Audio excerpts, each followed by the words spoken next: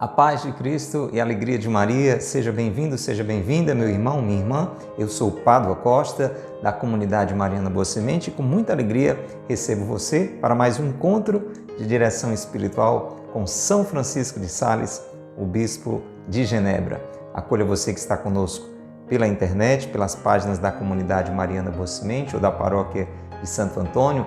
Você que está conosco no YouTube, no Facebook e no Instagram, receba o nosso abraço. Já se inscreva no nosso canal se você não é inscrito ainda, toca aí o botão seguir, comece a acompanhar o nosso perfil e receber este conteúdo de formação espiritual, de crescimento na amizade com Deus. Um abraço a você também que está nos ouvindo pela web rádio Jesus Misericordioso. Um abraço carinhoso a você, ouvinte da Rádio Cultura de Quixadá, conosco em mais uma noite na 102.1 Cultura FM. E nós estamos aqui nesse momento de direção espiritual. Isso é algo indispensável para todos nós que queremos crescer na intimidade com Deus. Numa vida realmente conduzida por Deus, na amizade com Deus, a gente precisa de uma orientação para que a gente faça a coisa certa, evite a coisa errada, e para isso é muito importante ouvir bons conselhos. E aqui nós estamos levando até você essas orientações maravilhosas de São Francisco de Sales, um doutor da Igreja, ou seja, alguém que a Igreja reconhece que tem autoridade para nos ensinar, não só com a sua vida, mas com as suas orientações. E boa parte delas está reunida neste livro que temos recomendado a você, se chama Filoteia, Introdução à Vida Devota. Se você não tem ainda, procure adquirir o quanto antes. No nosso encontro anterior, São Francisco de Sales nos fez uma promessa. Você estava aqui conosco? Você está lembrado?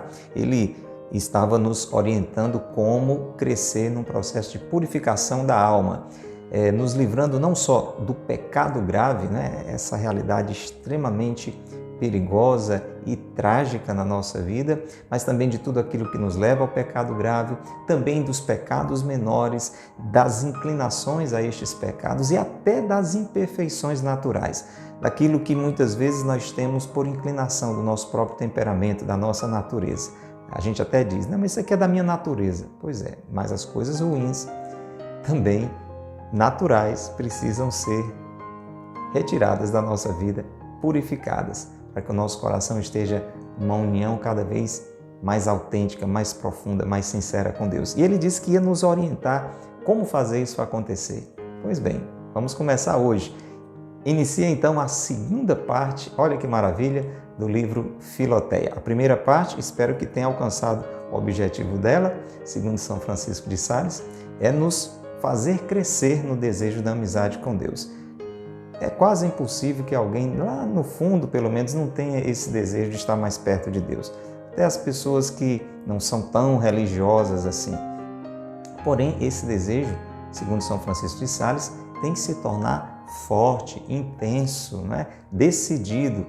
Esta foi a ideia de toda a primeira parte do livro Filoteia. Agora, na segunda, que a gente inicia hoje, ele vai estar exatamente nos orientando como fazer com que essa purificação do nosso coração venha a se concretizar. Essa purificação que vai desde o pecado grave até aquelas inclinações naturais, imperfeitas, defeituosas. Como é que isso é possível? Vamos lá então? Vamos rezar? Pelo sinal da Santa Cruz, livrai-nos Deus, nosso Senhor, dos nossos inimigos. Em nome do Pai, e do Filho e do Espírito Santo. Amém. Vinde, Espírito Santo, enchei os corações dos vossos fiéis e acendei neles o fogo do vosso amor. Enviai, Senhor, o vosso Espírito, e tudo será criado, e renovareis a face da terra. Oremos. Ó Deus, que instruíste os corações dos vossos fiéis com as luzes do Espírito Santo, fazei que apreciemos retamente todas as coisas, segundo o mesmo Espírito, e gozemos sempre de sua consolação. Por Cristo Senhor nosso. Amém. Ó Maria, concebida sem pecado, rogai por nós que recorremos a vós. São José, meu Pai e Senhor, rogai por nós. Vamos fazer a oração a São Francisco de Sales, nosso diretor espiritual. Vamos pedir o seu auxílio, a sua intercessão. Glorioso São Francisco de Sales, vosso nome carrega a doçura ao coração mais aflito. Suas obras exalam a seleta piedade. Sua vida foi um sacrifício contínuo de amor perfeito, cheio de sabor real para as coisas espirituais. Abandono generoso e amoroso à vontade divina.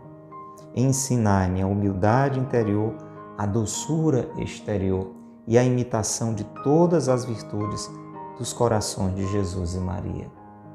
Amém. São Francisco de Sales, rogai por nós.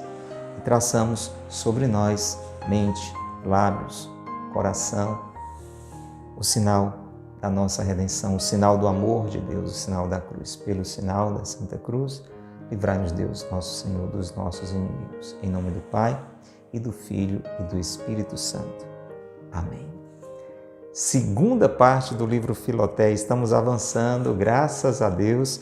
Olha que maravilha. E no primeiro capítulo dessa segunda parte, onde São Francisco de Sales vai nos dar diversos avisos, diversas orientações, diversos alertas. Para quê? Para elevar a alma, a minha alma, a sua alma, a Deus.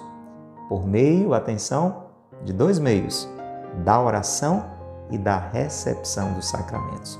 Então, nesta segunda parte, a intenção é esta: mostrar para você que está nos ouvindo pela Rádio Cultura nesta noite, em casa, no carro, no trabalho, para você que está pela internet, com o celular, com o computador, mostrar para nós que é indispensável para elevar a nossa alma a Deus, nesse processo contínuo de purificação, a oração e os sacramentos. Jesus, ele diz uma frase no Evangelho de São João, no capítulo 15, que tem tudo a ver com isso. Ele diz assim: sem mim nada podeis fazer. Tenho certeza que você, assim como eu, quando vai ouvindo falar dessa necessidade de se unir a Deus cada vez mais, de romper com o pecado, até com as imperfeições, a gente vai se sentindo realmente impotente, sem condições de fazer isso. E é verdade, sem a graça de Deus, a gente não consegue fazer. E a oração e os sacramentos são esses canais especialíssimos de receber a graça de Deus. Então vamos lá? Primeiro capítulo 1 da segunda parte do livro Filoteia. A necessidade da oração. Já escreve aí: eu preciso rezar.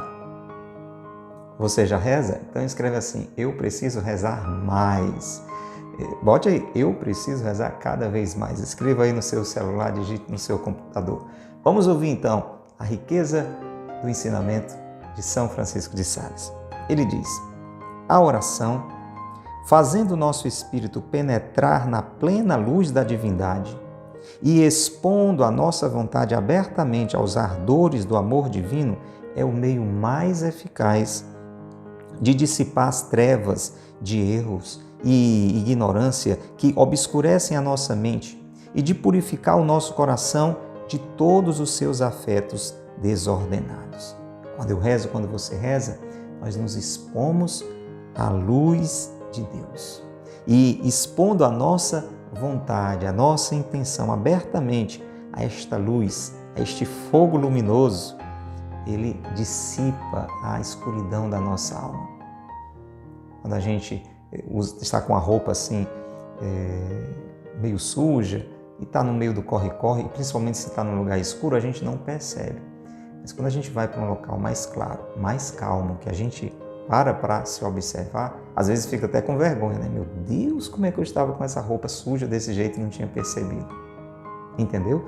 Então, com a oração, nós nos expomos à luz de Deus e aí a gente consegue afastar tudo que está escurecendo, obscurecendo a nossa mente, e vamos então purificando o nosso coração de tudo que é erro, de tudo que nos atrai para aquilo que não presta. Veja como a oração é importante. A oração, diz São Francisco de Sales, é ela a água da graça. Olha outra imagem. Luz, água. A água da graça que lava a nossa alma de suas iniquidades, alivia os nossos corações, opressos pela sede das paixões, e nutre as primeiras raízes que a virtude vai lançando, que são os bons desejos. Olha que ensinamento rico, gente. Olha as funções da água. A água lava. Pela oração, a nossa alma vai sendo lavada de toda a sujeira. A água alivia a sede? Alivia. A água da oração alivia a sede que nós temos de felicidade, de alegria. Às vezes, tentando matar essa sede, a gente vai buscando coisas sem futuro. Só nos machucamos mais, só ficamos cada vez com mais sede de felicidade e vamos buscando mais coisa errada, mais coisa errada, mais coisa errada, e essa sede não passa. Na oração, Deus derrama a sua graça e alivia. Ele é a água, a única que pode aliviar a nossa sede de paz, de alegria. A oração nutre, porque a água também, você tem uma plantinha, o que é que você tem que fazer? Adubar, botar no sol, mas tem que regar. A água vai favorecer para que aquela plantinha comece a crescer. Na primeira parte, já começamos a desejar mais estar com Deus, fazer o que agrada a Deus. Para isso crescer, para que essas raízes desses bons desejos, eu quero ter uma vida mais certa, eu quero fazer aquilo que agrada a Deus. Esses bons desejos, eles precisam crescer como raízes que foram lançadas, mas precisam agora crescer. E a oração vai nos ajudar e muito. Mas, continua São Francisco de Sales, o que muito em particular te aconselho, preste atenção agora, não é qualquer oração, é a oração de espírito e de coração. E, sobretudo, a que se ocupa da vida e paixão de nosso Senhor, contemplando sempre de novo, pela meditação assídua, tua alma há de por fim encher-se dele, e tu conformarás a tua vida interior e exterior com a sua. Olha, gente, que coisa impressionante. Nós precisamos ter essa compreensão, porque às vezes a gente acha que a oração é só estar repetindo fórmulas. Tem seu valor. Quando você repete um Pai Nosso, quando você reza uma Ave Maria, inclusive ele vai recomendar esse tipo de oração, essa oração vocal, ela tem o seu valor, ladainhas, etc. Porém, nós não podemos ficar só nesse tipo de oração. A oração que São Francisco de Sales está falando, que ele chama de oração de espírito e de coração, é aquela oração de meditação, em que você vai pensar, refletir, vez após outra, sobre realidades espirituais.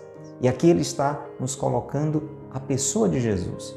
Então, na minha oração e na sua, tem que ter o pensamento, o olhar em Jesus. Quando a gente lê o Evangelho, por exemplo, a igreja da liturgia do dia, todo dia tem um trecho do Evangelho. Primeira leitura, tem um salmo, no domingo tem uma segunda leitura, tem sempre o Evangelho também. E no Evangelho nós temos a vida de Jesus. Como Jesus viveu. E tudo que Jesus disse, tudo que Jesus fez é ensinamento para nós. Então ele está dizendo, na oração, você não pode deixar de colocar o seu coração, o seu olhar, o seu pensamento em Jesus e ir trazendo isso para a sua vida. Deu para entender? Vamos seguir então. Esse trecho é um pouquinho mais longo, a gente tem que acelerar um pouco a leitura para que a gente possa aproveitar ao máximo, não é? Ele continua dizendo, ele, Jesus, é a luz do mundo, é nele, por ele e para ele que devemos ser iluminados. Ele é, outra comparação, a árvore misteriosa do desejo de que fala a esposa dos cantares. É a seus pés que temos que ir respirar este ar suavíssimo, quando o nosso coração se vai afrouxando pelo espírito do século. A gente vai respirando muita coisa que não presta no meio do mundo. Quanta coisa que só polui o nosso coração. A gente tem que ir para pertinho de Jesus e a gente vai respirando, então, este ar puro. Ele é a cisterna de Jacó, essa nascente de água viva e pura. A ela cumpre chegarmos muitas vezes para lavar nossa alma de suas manchas. Outro exemplo, os meninos, como é sabido, ouvem continuamente as suas mães falarem. Os meninos ficam ouvindo as mães aconselharem. E esforçando-se por balbuciar com elas, aprendem a falar a mesma língua. Então, desde pequenininho a gente aprende com as nossas mães falar. Por exemplo, a coisa mais simples, como é que uma criança aprende a falar? Ela vai ouvindo a mãe falar e vai assimilando aquilo. Depois vai crescendo, vai aprendendo também com os conselhos, pelo menos deveria ser assim.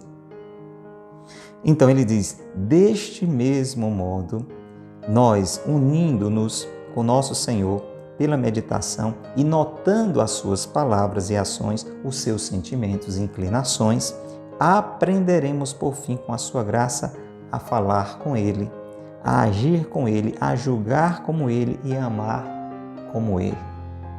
Aquela música famosa do Padre Zezinho, né? Amar como Jesus amou, né? Falar como Jesus falou, pensar como Jesus pensou, viver como Jesus viveu. Como é que a gente vai aprender isso? Convivendo com Ele. Através de quê? Da oração. Essa é a ideia, uma proximidade com Jesus concreta, lendo, rezando os evangelhos, os ensinamentos da igreja, mas muito especialmente os evangelhos, onde nós vemos o jeito de Jesus e vamos assimilando isso para a nossa vida.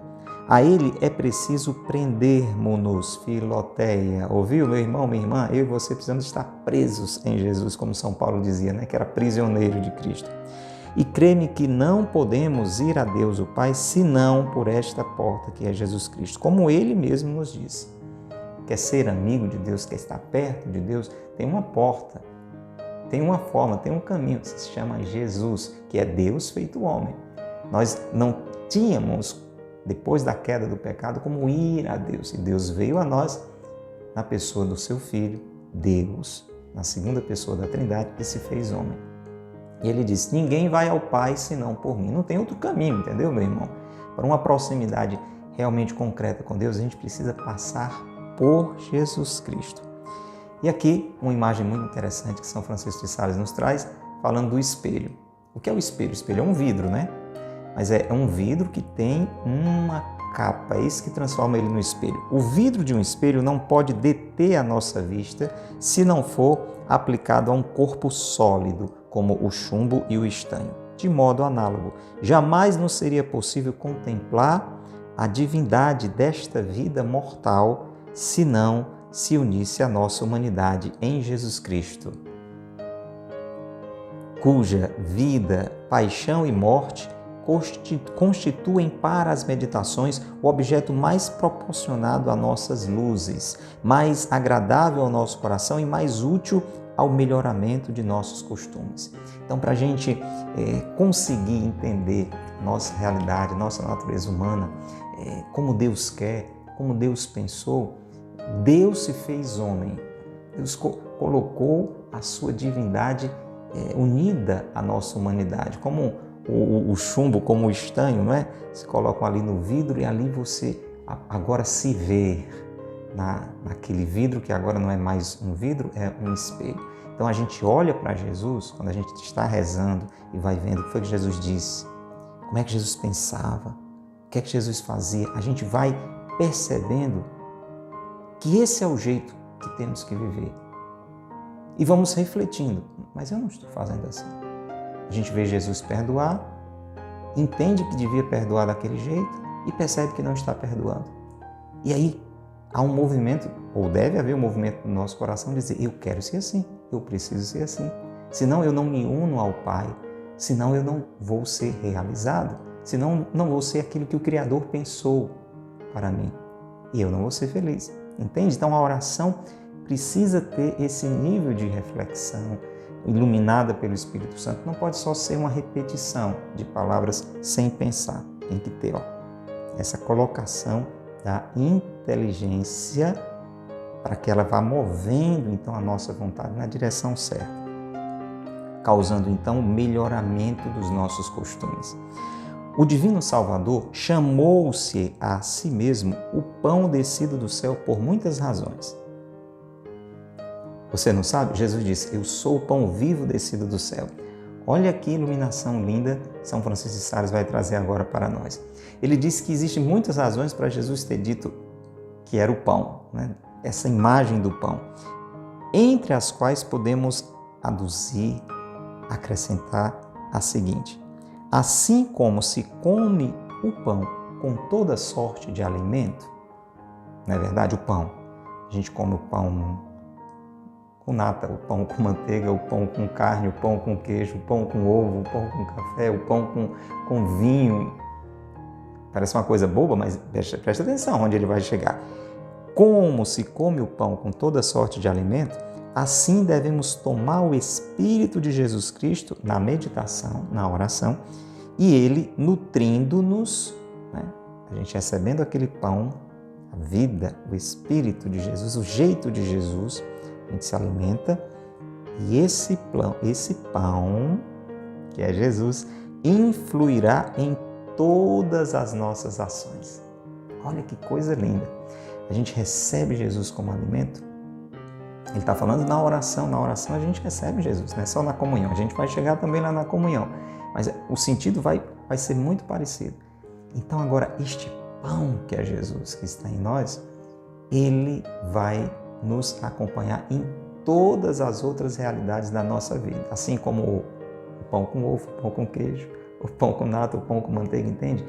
A nossa vida profissional, a nossa vida familiar, a nossa vida intelectual de estudos, a nossa vida afetiva, toda a nossa vida deve ser misturada com o pão que é Jesus e vai dar um sabor totalmente diferente.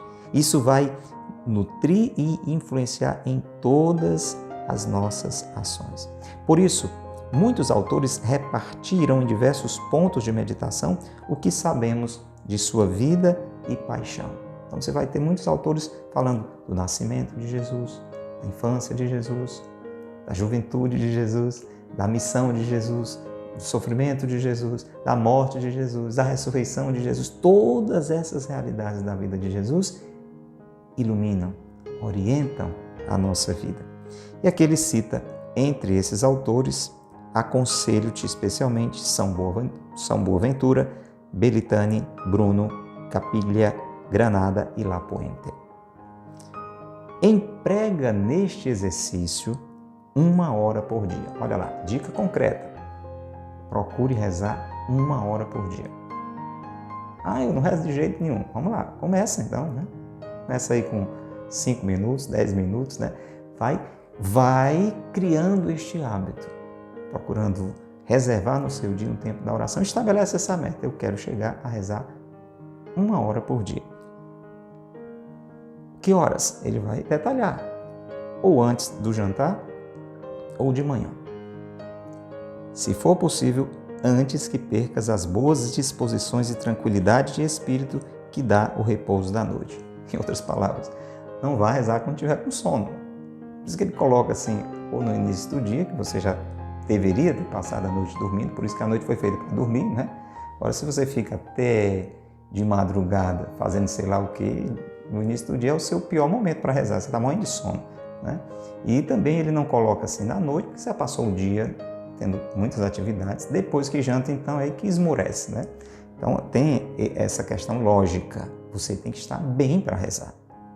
Você não pode estar nem com sono, nem morrendo de fome. Então, é importante isso aí.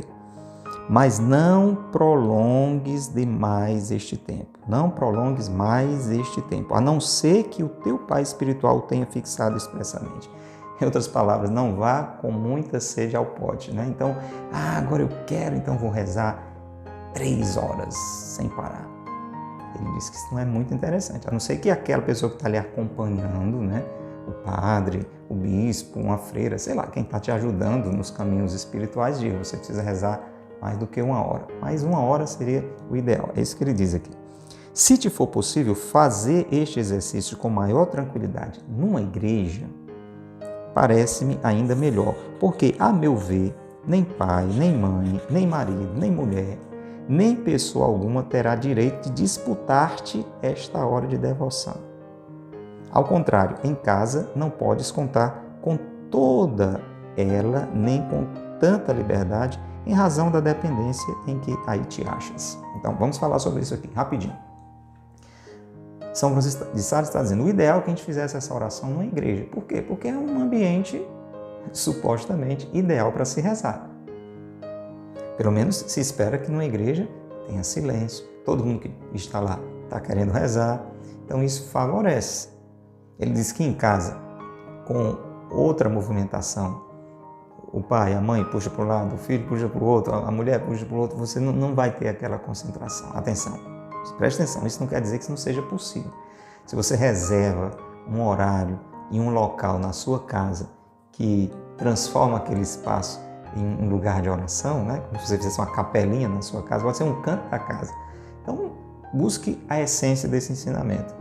O melhor horário e o melhor lugar que lhe permita o melhor silêncio, o melhor recolhimento para a oração. Se não é possível você fazer essa oração numa igreja. É apenas entender o espírito desse conselho, né? Você, para rezar, precisa se concentrar. Você vai refletir e pensar no meio de um movimento, de um barulho. Claro, depois você está fazendo a comida, mexendo nas panelas, você está varrendo a casa, você está na convivência, está com a presença de Deus e vai transformando isso em oração também.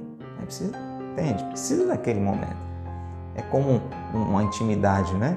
Entre um casal de namorados, entre marido e mulher, para dizer assim, está de mão dada, anda por todo canto, está sempre unidos, mas tem que ter aquele momento, né?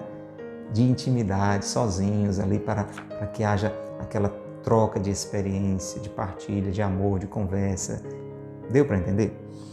Depois, começa a tua oração, seja mental, aquela oração, né? Silenciosa, com o seu pensamento, né? Sua imaginação, inteligência, seja vocal, mesmo que você vá repetindo algumas orações, como é o caso do Pai Nosso, Ave Maria, Vinde Espírito Santo, pondo-te na presença de Deus. Primeira coisa, meu irmão, minha irmã, que eu e você temos que entender quando a gente vai rezar, é que a gente tem que se colocar na presença de Deus. Na presença de Deus.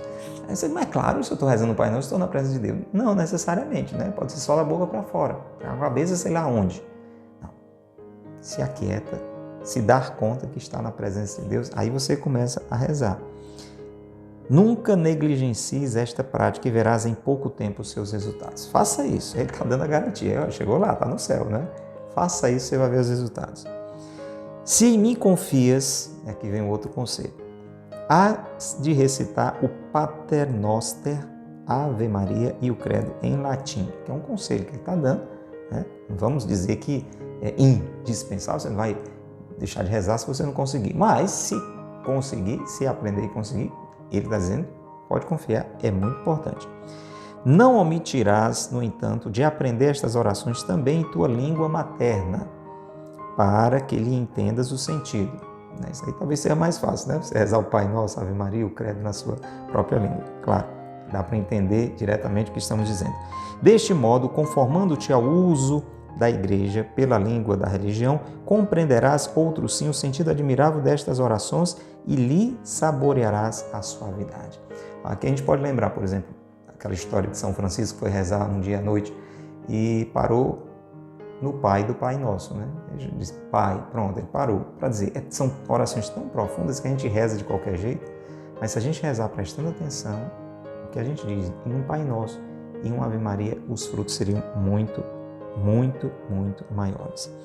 E aí ele acrescenta, convém recitá-las com a máxima atenção ao seu sentido e excitando os afetos correspondentes. Pai Nosso, Ave Maria cheia de graça, o sentido que isso tem. Não te deixes levar pela pressa infundada de fazer muitas orações, mas cuida de rezar com devoção. Entendeu? Às vezes a gente acha que o que vai dar valor à nossa oração é a quantidade de reza que a gente faz, né? E exatamente para conseguir rezar aquele negócio todinho, a gente reza metralhando. Então, diz São Francisco de Sales que é uma pressa infundada. É melhor você rezar menos orações, mas prestando atenção no que está rezando, do que fazer assim um metralhar de palavras sem saber nem o que está dizendo, né? Um só Pater, um só Pai Nosso, rezado com piedade e recolhimento, vale mais que muitos recitados precipitadamente. Veja que ensinamento. Então não é a quantidade, mas a qualidade da nossa oração. O rosário é um modo utilíssimo de rezar, suposto que se saiba recitá-lo bem. É bom a gente rezar bem, né? Para que tu o saibas, lê um desses livrinhos de oração que contém o método de rezá-lo. Já sabe rezar o texto? Ei, você que está nos ouvindo pela rádio, acompanhando pela internet, já sabe rezar o texto, o rosário? Não sabe? Procura um bom livro. Na internet é fácil. Acha aí um site católico e vai aprender a rezar. Muito recomendável é também recitar as ladainhas de Nossa Senhora e dos santos. Todas as orações vocais que ele está dizendo que nos ajudam muito. Como outras orações que se acham em manuais aprovados devidamente. Atenção, atenção, atenção agora. Mas tudo isso fica dito sob a condição de que, se tens o dom da oração mental, lhe des o tempo principal e o melhor. Então essas orações que a gente reza lendo ou decorou a fórmula são importantíssimas. Talvez seja o início. Né? Você não sei nem o que é que eu vou dizer. Eu vou rezar, vou dizer o quê? Não estou acostumado. Muito bem, começa com esses esquemas aqui do Pai Nosso, Ave Maria, do Rosário. Né? Para mim, por exemplo, foi muito importante o terço. Eu aprendi a ter tempo para a oração e me dedicar à oração rezando o terço. Eu não tinha esse hábito de parar por um tempo para pensar nas coisas de Deus. Então o texto me ajudou e muito continua me ajudando. Mas aí aos poucos a gente vai não deixando de fazer essas orações lidas, mas a gente vai deixando de ficar só com elas, entende? E começar a esse tipo de oração de meditação, a pensar. O próprio texto nos ajuda, não é? Porque em cada mistério você tem uma cena da vida de Jesus para você pensar sobre ela. E aí ele diz que quando a gente começa a ter essa possibilidade, essa capacidade, essa compreensão, esse jeito de rezar, a gente deve dar prioridade à oração do pensamento. Porque as orações lidas. Faz as duas? Faz as duas. Mas o principal tempo, o melhor tempo é para a oração mental. Deves notar que, se depois de o fazeres, por causa de muitas ocupações ou por outro motivo, não te sobra tempo disponível para as orações vocais, atenção, atenção, absolutamente não te deves inquietar. Ou seja, você foi rezar, pegou um trecho do Evangelho, ou então estava no mistério de um rosário e veio o pensamento, aquela cena, então aquele trecho do Evangelho, e ali isso prendeu sua atenção e você ficou pensando sobre aquilo, rezando sobre aquilo e foi percebendo Deus falar ao seu coração e de repente você olhou para o relógio e viu que o tempo que você reservou para rezar já está terminando, você ainda tinha várias orações para fazer. Não te deves inquietar. É bastante rezares antes ou depois da meditação, simplesmente a oração dominical, a saudação angélica e o símbolo dos apóstolos, né? Ali o Pai Nosso, Ave Maria, o Credo, para dizer. Não se preocupe de seguir todo o esquema que talvez você está acostumado a seguir. Tem gente que já tem várias orações que fazem, né? E aí, se você se demorou meditando, mergulhado em Deus, Deus lhe falando alguma coisa, não sobrou tempo, conclui ali, reza um Pai Nosso, Ave Maria, um Glória, o Credo, pronto, valeu até mais.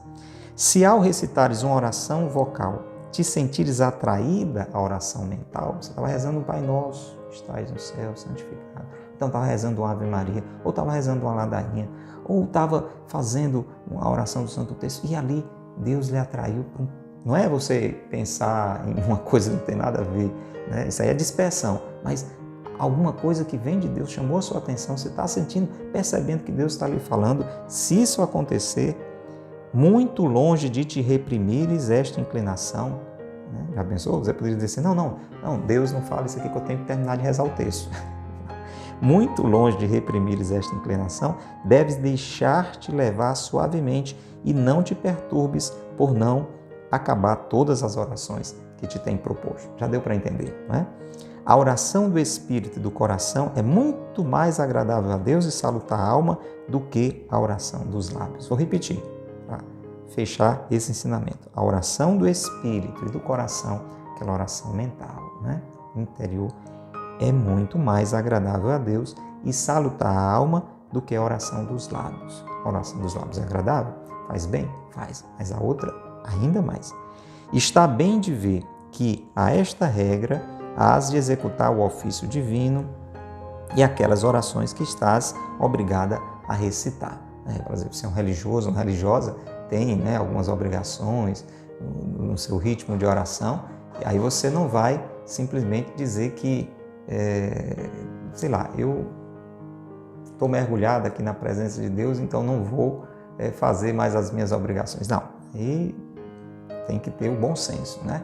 Você precisa fazer determinadas orações, caso você tenha, né, esse compromisso, por conta de uma vida consagrada, etc. Mas, claro, submetendo-se as inspirações de Deus como algo prioritário. E aqui, já quase concluindo esse ensinamento, né? Fiquei mais extenso nosso encontro de hoje, porque é muita riqueza ao mesmo tempo, nesse capítulo 1. Deves repelir tudo que te poderia impedir este santo exercício pela manhã. Olha lá, tem que se determinar. Qualquer coisa que esteja lhe impedindo de fazer essa oração, esse encontro com Deus, você tem que ficar muito atento para repelir. E aí ele vai dando as possibilidades, né? De como contornar determinadas situações. Então, por isso, preste bem atenção.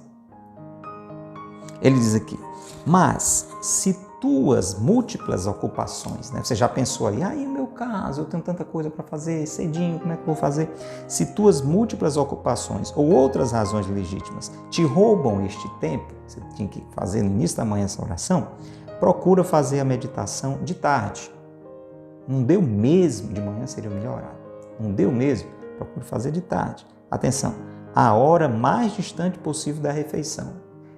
Isso tem a ver com a questão fisiológica, né? Quando a gente come, aí tem um processo, né, fisiológico que dá aquela molezinha, aquele soninho. Então, por isso não é bom fazer logo depois da alimentação, por conta disso, né?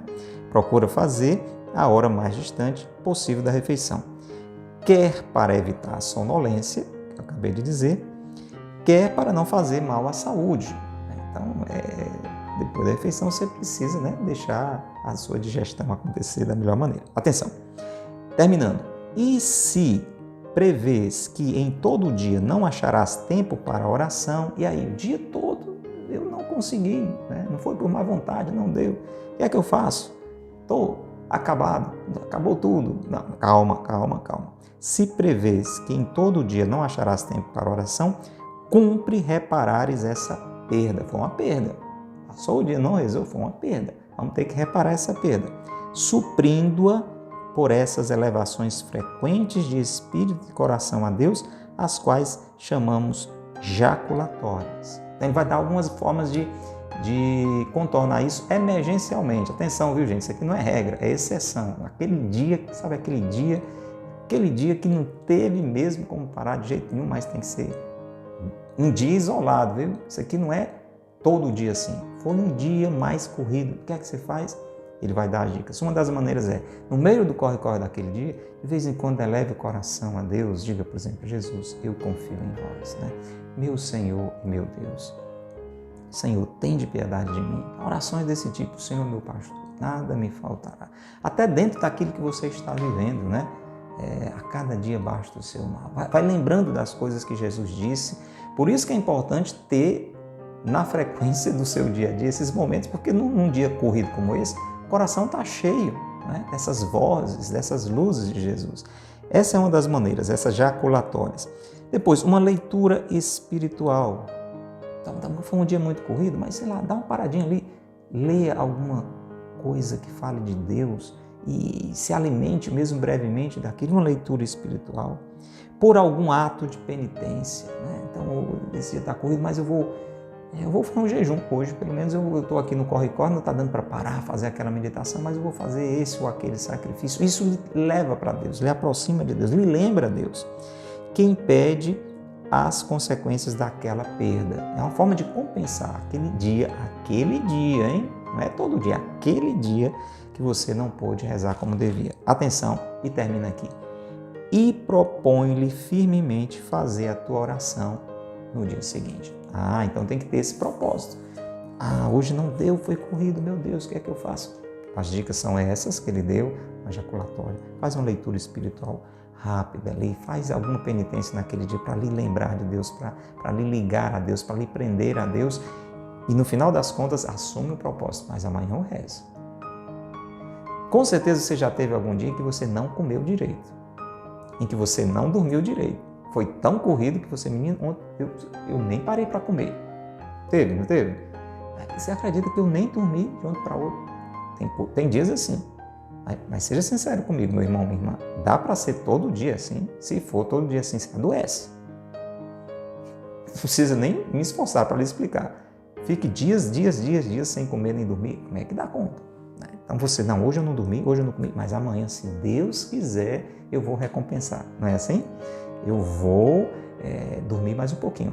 Amanhã eu vou comer melhor, porque hoje foi um dia, a oração do mesmo jeito. A gente tem que ter esse propósito. Hoje não deu, fiz um quebra-galho, entre aspas, aqui, como esses santos quebra-galhos que São Francisco de Sales ensinou. Sim, mas amanhã eu vou retomar a minha oração. Combinado? Vamos rezar então? O Pai Nosso, Ave Maria, concluindo esse encontro mais longo. Esses encontros podem ser que sejam um pouquinho mais longos, porque são conteúdos que vão avançando. Pai nosso que estais no céu, santificado seja o vosso nome. Venha a nós o vosso reino, seja feita a vossa vontade, assim na terra como no céu. O pão nosso de cada dia nos dai hoje, perdoai-nos as nossas ofensas, assim como nós perdoamos a quem nos tem ofendido. Não nos deixeis cair em tentação, mas livrai-nos do mal. Amém.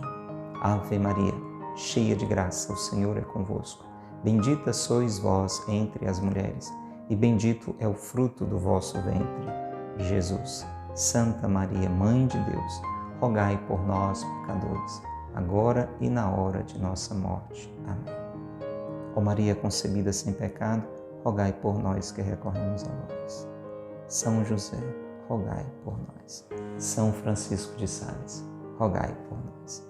Em nome do Pai, do Filho e do Espírito Santo. Amém. Até o nosso próximo encontro, se Deus quiser. Deus te abençoe e Maria te guarde.